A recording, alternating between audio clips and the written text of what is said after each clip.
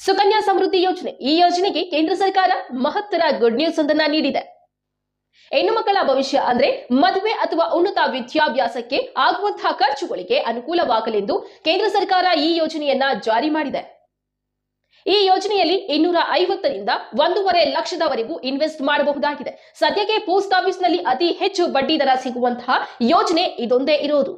ನೀವು 250 ಇನ್ವೆಸ್ಟ್ ಮಾಡಿದ್ರೆ 1,22,745 ರೂಪಾಯಿ ಸಿಗುತ್ತೆ. ನೀವು 500 ರೂಪಾಯಿ ಇನ್ವೆಸ್ಟ್ ಮಾಡಿದ್ರೆ 2,45,490 ರೂಪಾಯಿ ಸಿಗುತ್ತೆ. ನೀವು 1,000 ರೂಪಾಯಿ ಇನ್ವೆಸ್ಟ್ ಮಾಡಿದ್ರೆ 4,90,980 ರೂಪಾಯಿ ಸಿಗುತ್ತೆ. ನೀವು 3,000 ರೂಪಾಯಿ ಇನ್ವೆಸ್ಟ್ ಮಾಡಿದ್ರೆ 14,72,942 ರೂಪಾಯಿ ಸಿಗುತ್ತೆ.